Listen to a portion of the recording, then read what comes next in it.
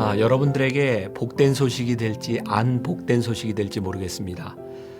365일 주님은 나의 최고봉 함께 묵상하며 이제 한 달 남았으니 끝나겠구나 안심하는 분이 계신가요? 여러분들에게 또 하나의 챌린지, 성경 통독을 여러분들에게 소개합니다. 2022년 여러분들과 함께 성경을 읽으며 한 해를 시작하고 마감하려고 합니다. 창세기부터 요한계시록까지. 자, 일단 여러분들이 새해를 시작하는 첫날부터 우리들이 성경을 함께 읽는다라는 생각으로 마음의 준비를 하는 기간이 되었으면 좋겠습니다. 무엇보다 기대하는 시간이 되었으면 좋겠고요. 여러분들이 지금처럼 365일 김병삼 목사와 함께하는 매일 만나를 구독하셔서 아침이 딱 되면 말씀이 딱 뜨도록 준비해 놓고 기다리세요.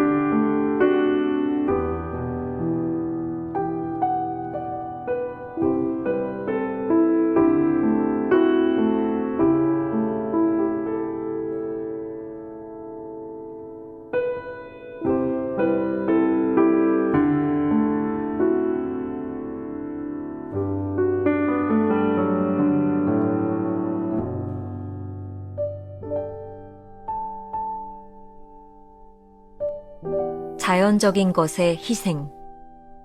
기록된 바 아브라함에게 두 아들이 있으니 하나는 여종에게서 하나는 자유 있는 여자에게서 났다 하였으며 갈라디아서 4장 22절.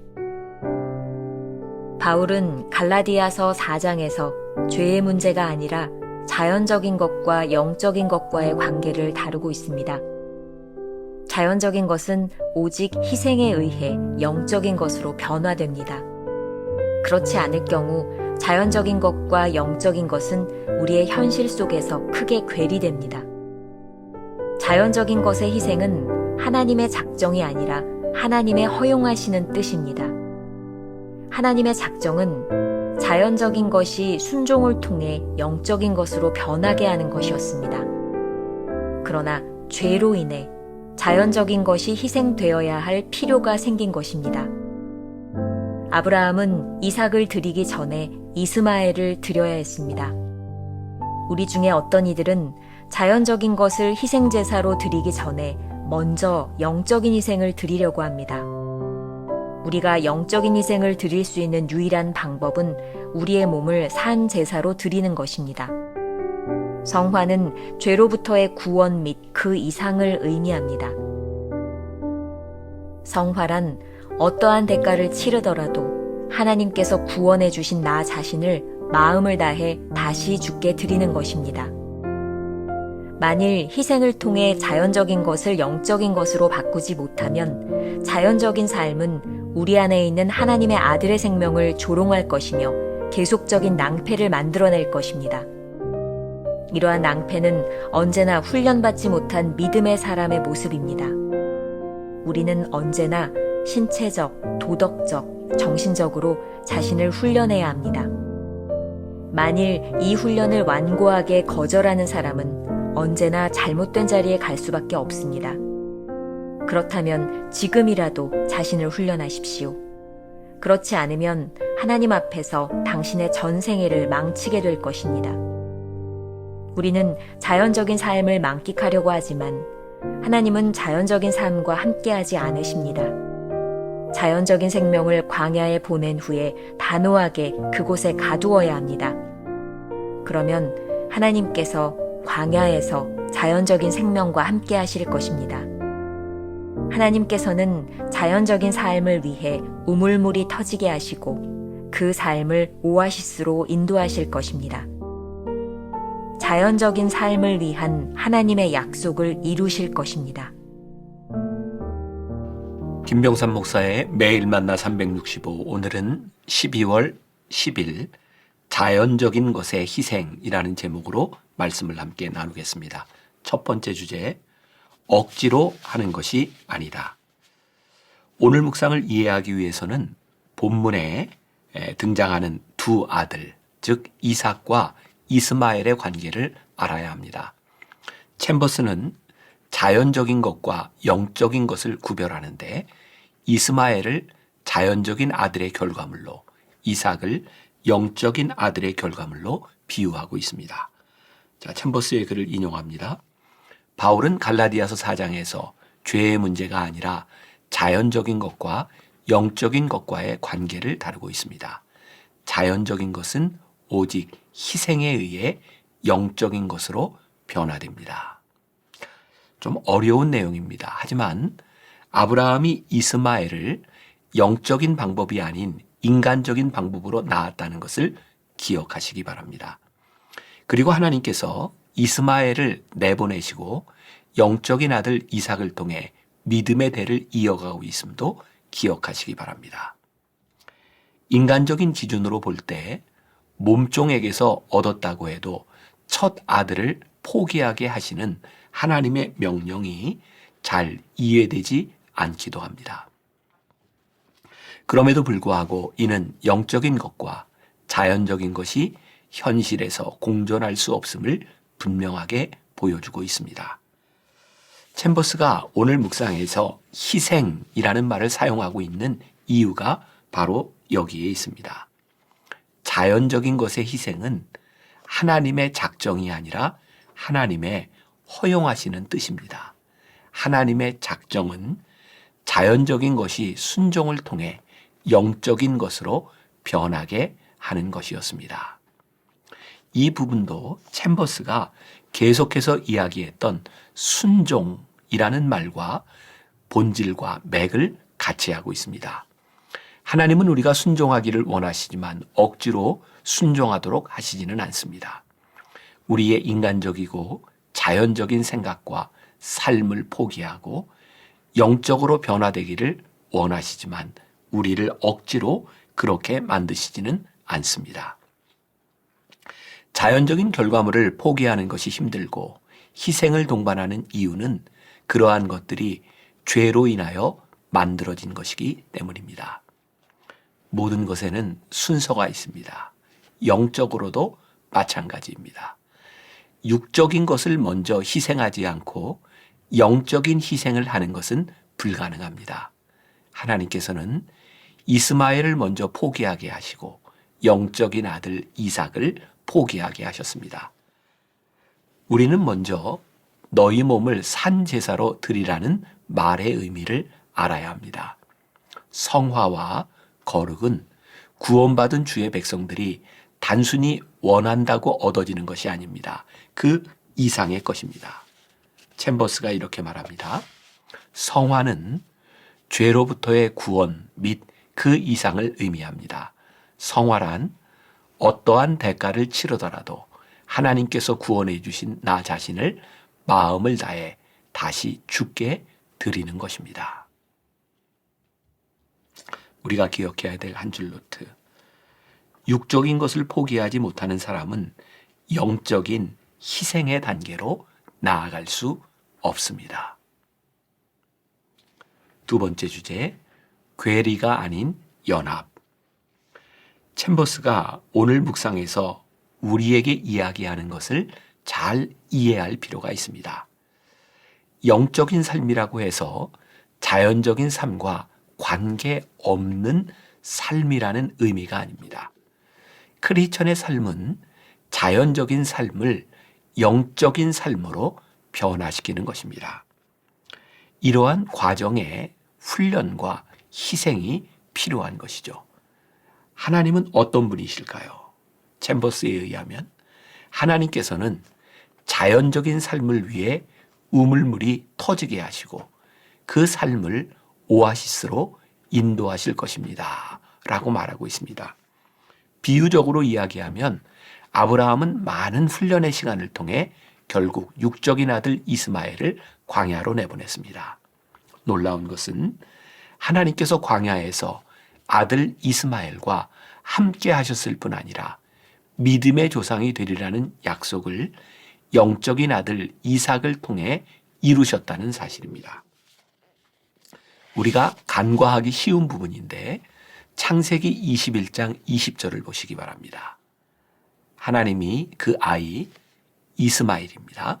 그 아이와 함께 계심에 그가 장성하여 광야에서 거주하며 활 쏘는 자가 되었더니. 놀라운 사실은 하나님께서 이러한 포기와 훈련의 과정을 지나게 하심으로 영적으로 하셨던 약속을 아브라함의 자연적인 삶을 통해 이루어 주셨다는 것입니다. 데이빗 폴리슨이 쓴 일상의 성화에 나오는 글을 한번 주목해 보겠습니다. 더 거룩하게 된다는 것은 현실과 멀어지고 종교적이 되며 평범한 일상에서 분리되어 고상한 것을 쫓게 되는 것이 전혀 아니다. 한마디로 표현하면 더 지혜로운 사람이 되어가는 것을 말한다. 우리의 말이 더 통찰력이 있어지고 더 신중하면서도 타인에게 기쁨을 주고 동시에 더 현실성 있게 되어가는 것이다. 현실에서 느끼는 인간의 한계와 필요 속에서 하나님 앞에 정직하게 기도로 구하며 하나님이 어떤 분이신지를 알아가는 것이다. 다시 말한다. 성화, 성도, 거룩, 경건, 신성함 등은 우리의 일상을 설명하는 단어들이다.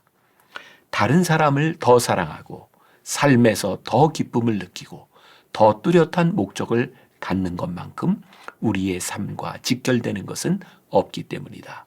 또한 더 더 지혜로워지고 삶에서 희망과 믿음을 가지고 살아가는 것만큼 우리의 일상에 유익한 것이 없기 때문이다. 굉장히 좋은 글입니다. 우리가 기억해야 할 것은 우리에게 주어지는 훈련의 시간을 거부하지 말라는 것입니다. 자연적인 삶이 영적으로 변해가는 과정에서 틀림없이 훈련과 시련의 시간을 지나게 됩니다. 이 시간을 지날 때 우리가 희생해야 하는 것은 하나님의 작정이 아니라 허용하시는 뜻임을 기억하시기 바랍니다. 다시 한번 이야기합니다. 이 시간을 지날 때 우리가 희생해야 하는 것은 하나님의 작정이나 명령이 아니라 하나님께서 허용해 주시는 뜻이라는 것을 기억하시기 바랍니다. 하나님의 작정이란 변하지 않는 하나님의 계획과 목적입니다. 허용하시는 뜻이란 하나님의 목적을 이루어 가시는데 우리를 사용하시는 방법입니다. 즉, 우리가 순종함으로 하나님의 목적에 합당하게 쓰임받을 수도 있고, 의지적으로 불순종함으로 하나님의 뜻에 대항할 수도 있습니다. 챔버스는 이러한 허용하시는 뜻을 맞이할 때가 훈련의 순간이라고 말하고 있습니다. 훈련은 우리를 강하게 만듭니다. 이 시간들을 통해 우리는 자연적 욕망에 굴복하지 않고 점점 더 영적인 헌신에 가까워집니다. 이 말은 육적인 것이 영적인 것에 자연스럽게 순복하는 과정에 이르게 되었다는 말입니다. 우리가 기억해야 될 한 줄 노트.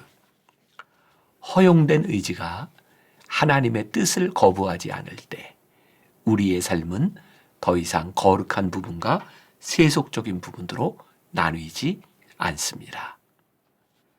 오늘 하루 이런 질문을 가지고 살아봅시다.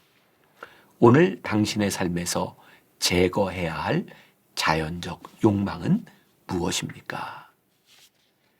기도하겠습니다. 우리가 하나님을 온전히 따르지 못하는 이유 중에 하나는 우리의 욕망을 포기하거나 우리의 것을 희생하지 못하는 것 때문임을 오늘 말씀을 통하여 깨닫게 하셨습니다. 어떻게 하면 우리의 육신적인 삶이 영적인 삶으로 변화될 수 있을까요? 어떻게 하면 우리의 육적인 삶이 자연스럽게 거룩과 성화와 그리고 성도의 삶으로 바뀌어갈 수 있을까요?